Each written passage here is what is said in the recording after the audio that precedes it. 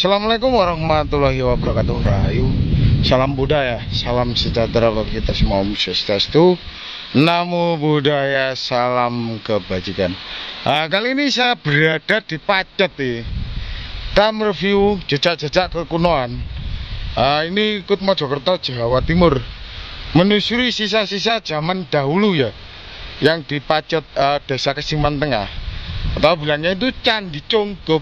Ikuti perjalanan kami. Kita berusukan di situs Candi Cungkup atau Candi Kesiman Tengah.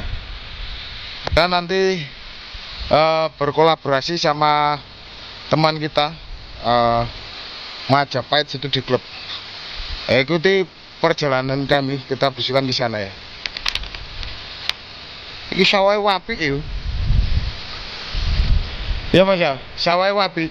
Dijual Pak? Sawahnya dijual. Ini lur, cek ngombe Majapahit Studi Club. Ya mas, Kesiman Tengah ya mas ya? Iya betul. Di lokasinya ini dusun Kesiman, desa Kesiman Tengah, Pacet, Mojokerto, Jawa Timur. Oh, ini lur keterangannya Mas Ega. Ini ikut desa Kesiman Tengah, Candi Kesiman Tengah atau Candi Cungkup. Warga sini kalau menyebutnya Candi Cungkup ya mas ya? Menyebutnya Candi Cungkup. Kenapa mas disebut Candi Cungkup? Ya, diduga memang dulunya itu ada sebuah cungkup yang menaungi candi ini, sehingga masyarakat menyebutnya dicungkup. Kemudian istilah candi kemudian familiar masuk melalui sekolah-sekolah pendidikan maupun kampus-kampus, sehingga kemudian ditambah dengan Candi Cungkup. Karena terletak di desa Kesiman Tengah, tentunya sangat familiar jika kemudian nama itu berubah menjadi Candi Cungkup Kesiman Tengah atau Candi Kesiman Tengah. Oh gitu. Ya. Di belakang saya ini merupakan Candi Cungkup Kesiman Tengah yang terletak di desa Kesiman Tengah, Kecamatan Pacet, Kabupaten Mojokerto, Jawa Timur.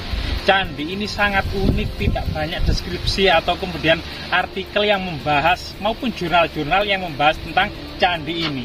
Beberapa skripsi maupun jurnal cuma membahas arti dari kemudian relief-relief yang ada di sini. Candi ini dibangun oleh siapa, tahun berapa, ini akan tetap menjadi misteri sebelum kemudian ditemukannya sebuah prasasti atau petunjuk yang mengarah kepada ekstensi pembangunan candi ini. Tapi kemudian kita mencoba menelisik di sekitar candi ini. Ternyata tadi kita menemukan di depan rumah warga ada sebuah inskripsi dan ragam hias, yaitu batu lumpang dan batu dakon, yang sangat sekali berhubungan dengan proses dan eksistensi serta pembangunan candi ini. Kemudian Candi Cungkup Kesiman Tengah ini bercerita tentang, ada beberapa cerita. Antara lain adalah kemudian yang utama di depan, yang relief depan, yaitu yang ada di barat. Ini bercerita tentang pengadukan Samudra Mantana.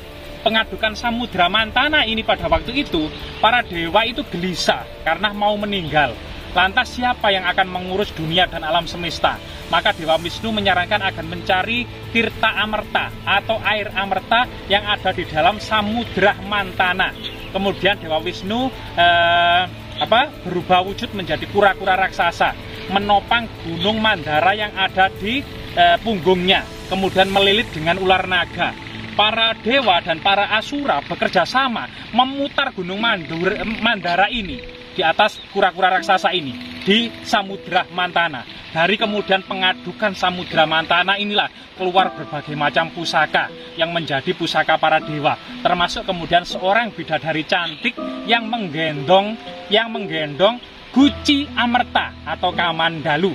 Ini kemudian diperebutkan oleh para asura dan para dewa. Kemudian para dewa berhasil meminumnya, sehingga kemudian para dewa hidup abadi. Itulah sekelumit dari cerita tentang pengadukan Samudra Mantana. Cerita yang lain adalah mengenai Hanoman mengangkat gunung Dronagiri. Itu ketika kemudian Laksmana dan Sri Rama berperang melawan Rawana karena Dewi Sinta itu diculik oleh Rawana. Maka pasukan Laksmana ini terkena senjata Indrajit, yaitu pasukan dari pasukan dari Rahwana. Ini kemudian Sri Rama menyuruh kemudian Hanoman mengambil sebuah tanaman tanaman Gondopuro, tanaman Gandapura yang ada di Gunung Dronagiri untuk menyembuhkan pasukan Laksmana.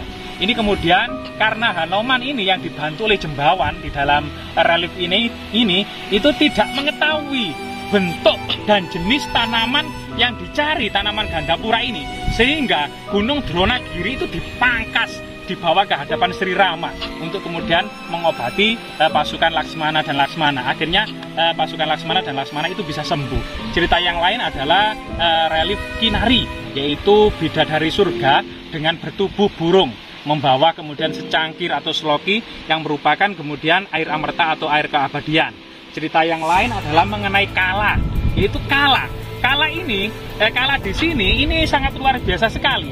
Tanpa rahang bawa, Kala ini, Kala dengan tanpa rahang bawa ini kemudian menyiratkan sebuah sebuah pahatan Kala yang bersifat Jawa Tengah atau abad-abad ke-8, abad-abad ke-9, bahkan abad ke-10 Kala-kala tanpa rahang bawa ini. Inilah kemudian nanti ada korelasinya dengan sebuah prasasti yang ada di depan rumah warga. Kala ini, Kala yang dinamakan juga Rahu itu ya. Kala itu waktu itu kan tinggal kepalanya saja. Jadi waktu itu ketika pesta meminum air amerta setelah didapat para dewa dari pengadukan Samudra Mantana, itu ada salah satu asura yang menyamar menjadi dewa. Nah, itu kemudian diketahui oleh dewa Surya dan dewa bulan, yaitu kemudian Chandra.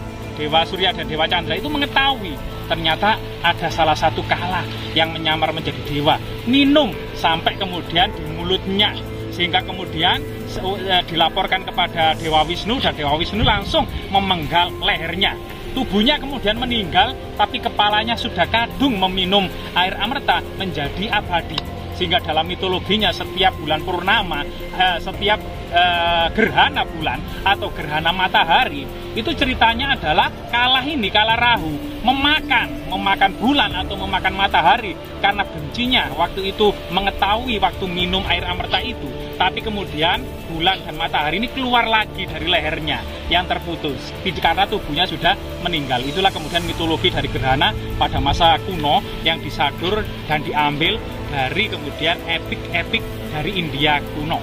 Itu luar biasa sekali. Jadi candi ini semua pahatan-pahatannya itu bersifat India sentris, yaitu berasal dari epik-epik besar yang berasal dari India. Ini berbeda sekali dengan masa Singosari maupun masa Majapahit, yang cenderung cerita-cerita pada masa Majapahit maupun masa Singosari ini cenderung bersifat lokal. Bahkan ada cerita-cerita lokal yang sangat dominan, misalnya kisah Panji, kisah Bubuksa Gagang Aking, Sri Tanjung, kemudian cerita-cerita ruwat, cerita-cerita meruat dan sebagainya. Ini ciri-ciri khas cerita-cerita yang ada di relief-relief candi zaman Majapahit. Artinya Majapahit ini mampu menyamai dan percaya diri sudah menyamai dengan peradaban yang ada di India, sehingga bisa kemudian membuat epik-epik yang sangat luar biasa sekali yang menyimpan sebuah pelajaran, termasuk Bubuksa dan Gagang Aking. Sangat kemudian sangat sekali korelasinya dengan ajaran Buddha dan Hindu yang berkembang, yang kemudian hidup rukun di Majapahit. Ini sangat berbeda sekali di India, yang senantiasa agama para penganut Buddha dan para penganut Hindu ini cenderung berperang satu sama yang lain. Ini sangat luar biasa sekali. Mari kita kemudian keliling-keliling untuk mengetahui lebih jauh tentang detail dari relief Candi Kesiman Tengah ini. Mari kita telusuri bersama-sama.